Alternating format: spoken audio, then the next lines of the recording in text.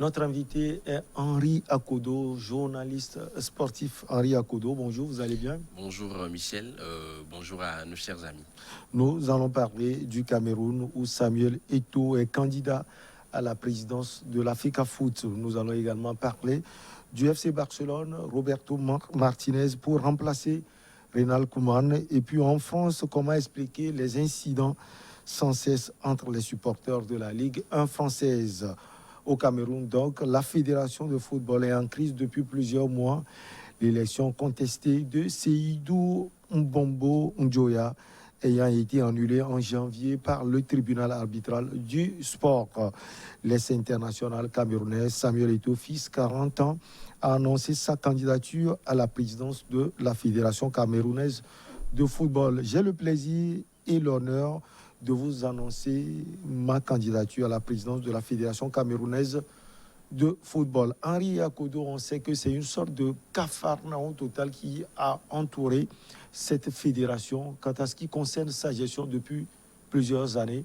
Vous pouvez en quelques minutes nous expliquer ce qui s'est passé au Cameroun et ce qui se passe actuellement au niveau de la fédération? Il y a eu une instabilité flagrante au niveau de cette instance fêtière du football camerounais depuis plusieurs années déjà, avec l'arrestation de l'ancien président Iya Mohamed en 2013 pour corruption.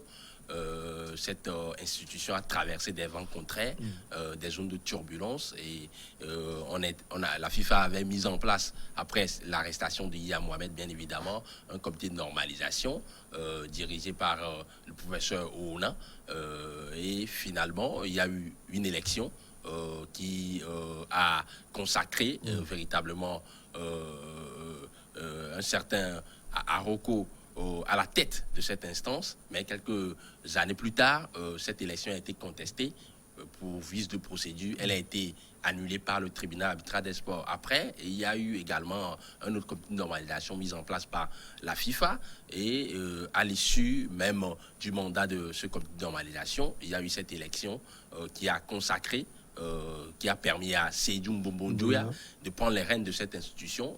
Nous étions au 12 décembre 2018 pour cette assemblée générale.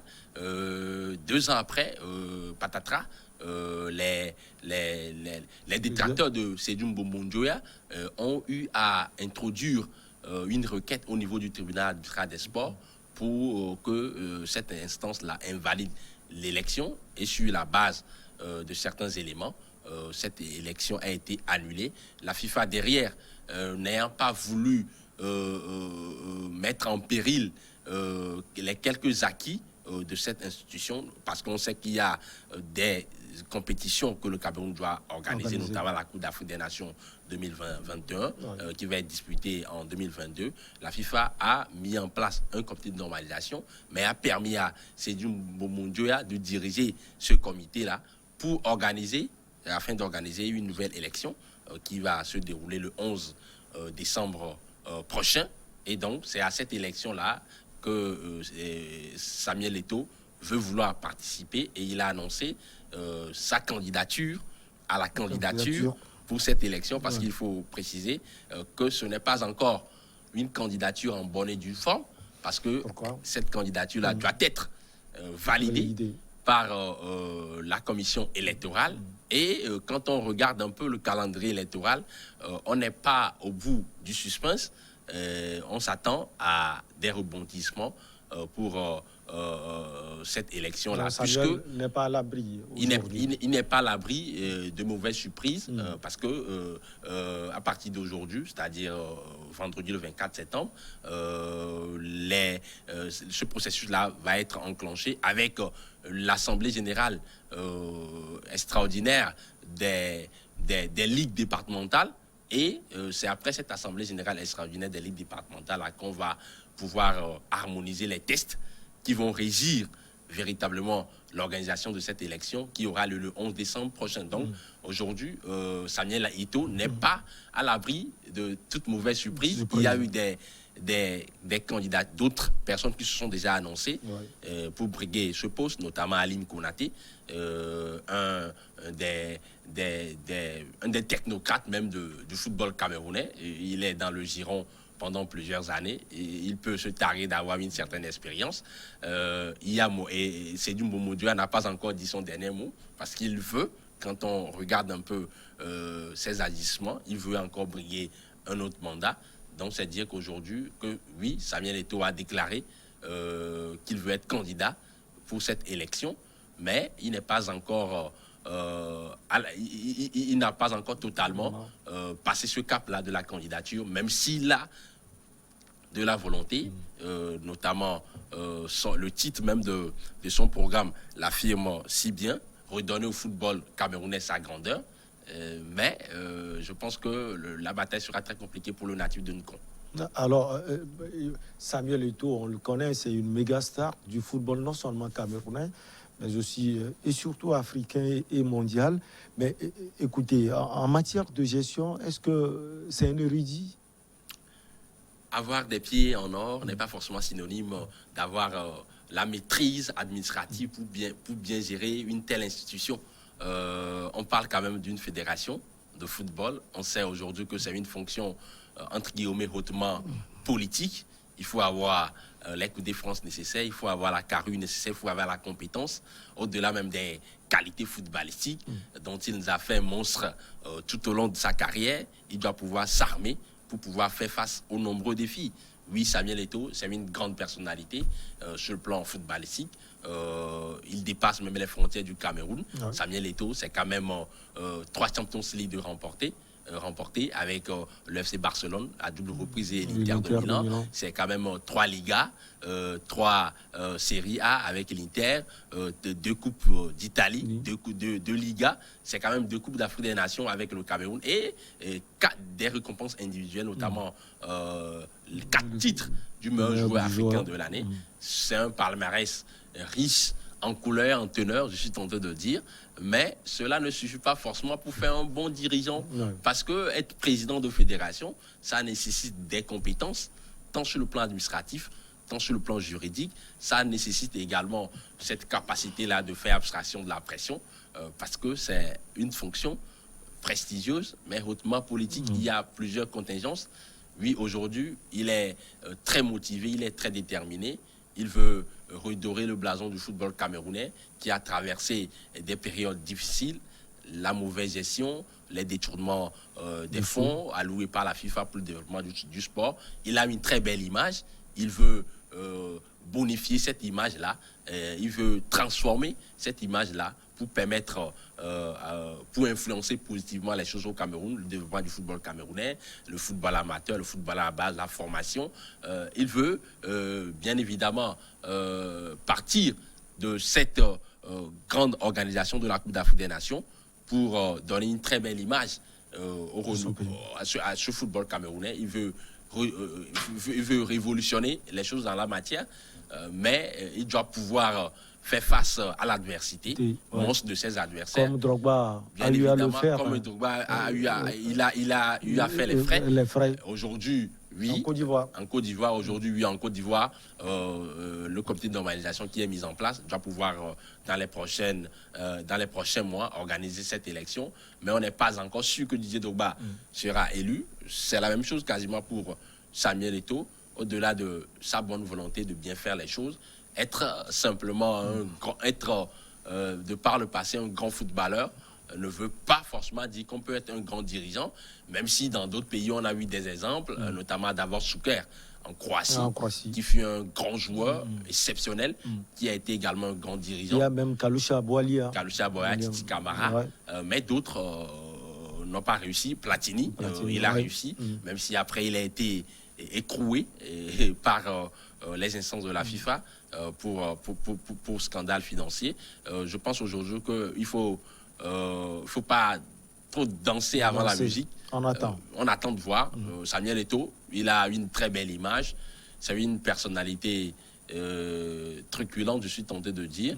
Mais ça ne suffit pas forcément pour faire un très bon président de fédération, même si je comprends que son ambition, elle est quand même légitime. Parce que être un grand footballeur, une grande légende comme Samuel Eto'o, on a forcément touché à des réalités et on peut apporter une solution idoine mais je pense qu'il doit aller avec beaucoup plus d'humilité, bien s'entourer pour pouvoir gagner cette bataille-là qui s'annonce après ardue. Alors, de Yaoundé, on va à Barcelone, annoncé pour succéder à Ronald Koeman, le technicien du Barça. Martinez dit être concentré sur le mondial 2022 avec l'équipe nationale de football de la Belgique qu'il tient les rênes depuis 2015. Contre toute attente, le sélectionneur belge a balayé les rumeurs de la succession de Ronald Koeman qui, selon ses dires, n'est pas d'actualité car Martinez et la Belgique défieront en demi-finale de la Ligue des Nations le 7 octobre prochain la France. Alors, on parle de Koeman, on sait que ce n'est pas la grande forme avec le FC Barcelone. Hein. Ce n'est pas surprenant également parce que l'équipe ne va pas bien. L'équipe est malade. L'équipe a été dépouillée de ses joueurs rutilants, notamment Lionel Andrés Messi et Antoine Griezmann. L'équipe traverse des moments difficiles, des finances qui sont exemptes, avec une certaine fébrilité également sur le plan technique. Donc le Barça est malade et ce n'est pas simplement la faute à Koeman, même si on peut lui reprocher des choses parce qu'aujourd'hui il est le patron du staff technique du club culé.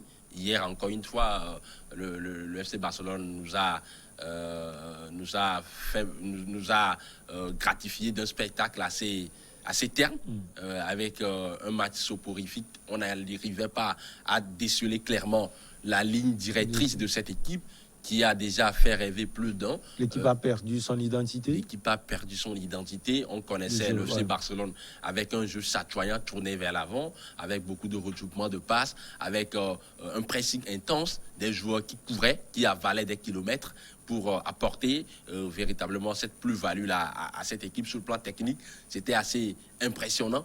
Mais aujourd'hui, c'est une formation qui est tout simplement, qui prend de l'eau de partout en défense. Il n'y a pas de stabilité.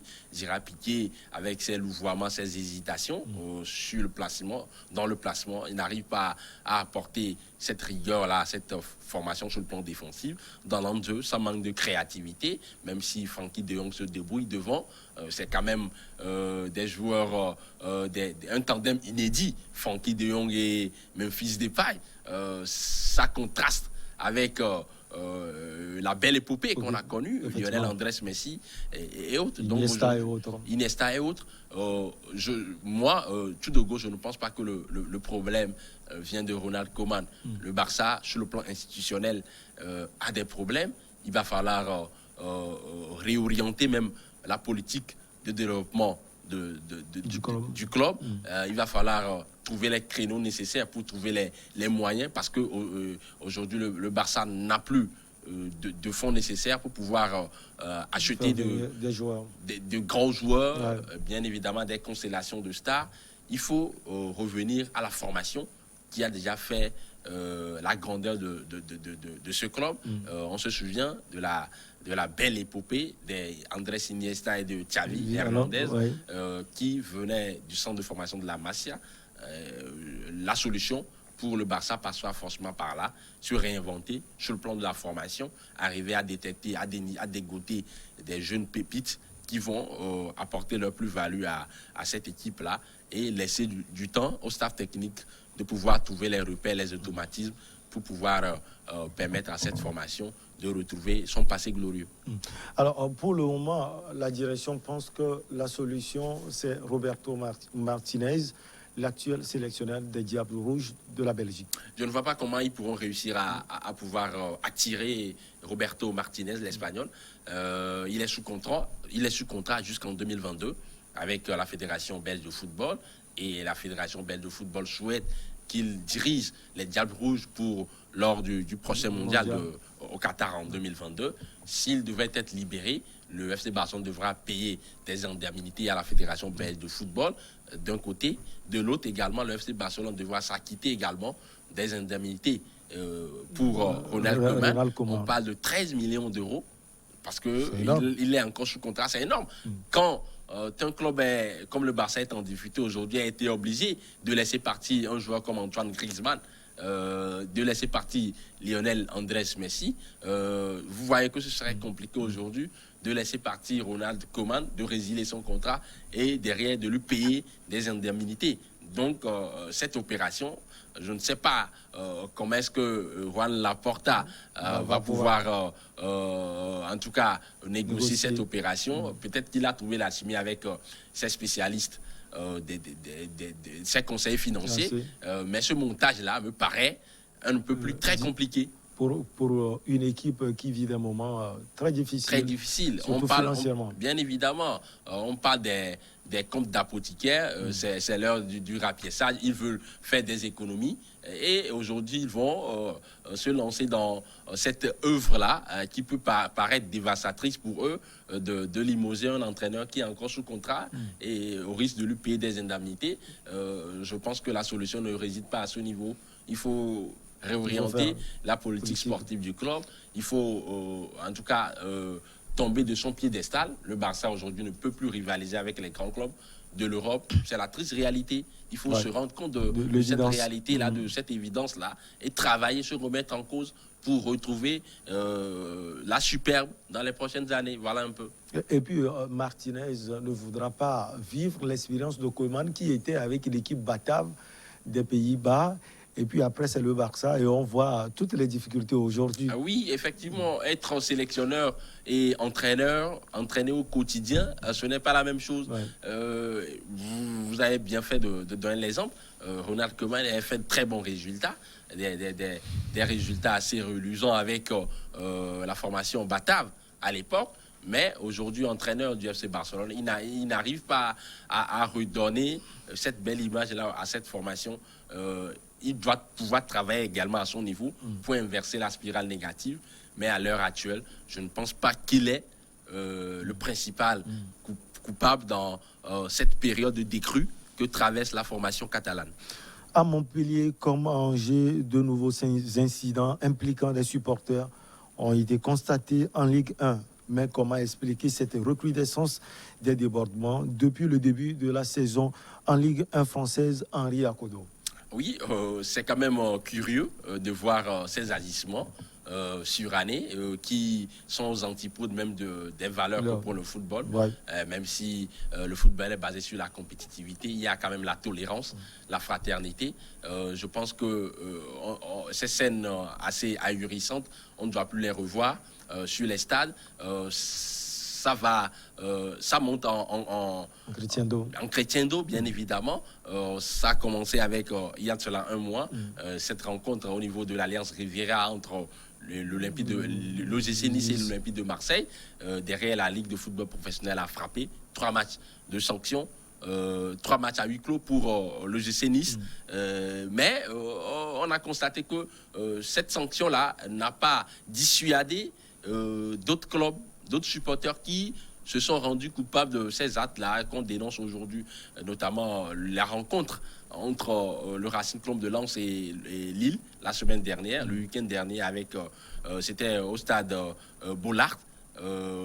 C'était quand même criard cette facilité avec laquelle les supporters ont fait irruption sur la pelouse. Ce sont des attitudes à condamner et je pense aujourd'hui qu'au-delà des sanctions groupées, il faut visiblement que la Ligue professionnelle de football en France puisse analyser bien les choses et appliquer des sanctions ciblées. Vous avez aujourd'hui un peu partout en France, dans les hexagones, la vidéosurveillance dans les stades, plusieurs caméras qui sont montées. Donc ce serait quand même pas chose difficile de détecter un peu ces fauteurs de troubles-là qui foutent la pagaille dans ces stades. Donc, la Ligue a du travail à faire. Il faut, en tout cas, frapper par des sanctions ciblées pour dissuader les éventuels fauteurs de troubles dans les stades. Vous avez parlé de sanctions. Quel genre de sanctions, Henri Akodo? Interdiction de participer à des rencontres. On peut la déchéance de la carte de supporter du club, par exemple. Parce que quand vous supportez un club, il faut savoir que supporter le club, ça voudrait dire qu'il faut également supporter la défaite. Le football. Tous les moments avec le club. Tous les moments avec le club. Il ne faut pas mettre en péril, mettre en danger la vie des des acteurs sur le terrain, en tout cas, en se basant sur votre émotion. Ce n'est pas bien. Quand on est supporter de football, il faut l'être du début jusqu'à la fin. Il faut supporter également les périodes difficiles, mais également les belles périodes. Donc voilà un peu. Je pense dans cette affaire, il y a des non-dits, parce que les clubs également, les administrations des clubs sont complices. Parce que au-delà même de la sanction des autorités, notamment de la Ligue professionnelle de football, des autorités préfectorales judiciaires, les clubs doivent prendre également des mesures à leur niveau pour pouvoir décourager ces gens d'action, parce qu'ils sont permanemment en contact avec les groupes de supporters, les associations de supporters. Il faut les sensibiliser, mais également prendre des sanctions ciblées contre ces fauteurs de troubles, c'est ceux de supporters entre guillemets qui foutent de la pagaille dans les stades. Alors les clubs doivent également faire un travail parce que apparemment les clubs n'arrivent pas à discipliner les supporters. Oui, c'est ce que je disais tantôt. Il faut mettre l'accent sur la sensibilisation parce que quand on est supporter d'un club, il faut être discipliné. Il faut notamment respecter un certain nombre de règles, de bonne conduite. Et si vous ne le faites pas, vous devez être sanctionné. Et on a aussi l'impression qu'il y a une certaine rivalité entre certains clubs qui se jouent également dans les tribunes lors des rencontres de football. Effectivement. Quand vous prenez Marseille et Nice, souvent Nice et Monaco, le derby de la Côte d'Azur et autres, exactement. Voilà, cela exacerbe aussi les tensions. Exactement, le derby de la Côte d'Azur entre Marseille et Nice, le derby du Languedoc-Roussillon, bien évidemment, ces équipes-là. On peut parler également du derby du Nord entre le Racing Club de Lens et Lille. Oui, ce sont des derbys qui ont eu une histoire assez particulière, des rivalités qui datent de plusieurs années. Mais ça devrait s'arrêter sur les stades. Ça devait se jouer sur les stades, sur les pelouses, pas dans les tribunes. Oui, il faut supporter son équipe. Il faut essayer de pouvoir chanter, entonner des chants qui peuvent sublimer les joueurs sur le terrain, sur la pelouse. Mais il ne faut pas s'adonner à ces gens d'actes qui n'honorent pas notre sport. Merci beaucoup à vous, Henri Akodo. Allez, on va marquer la pause pour le journal et on revient après avec les journalistes pour Regard Croisé.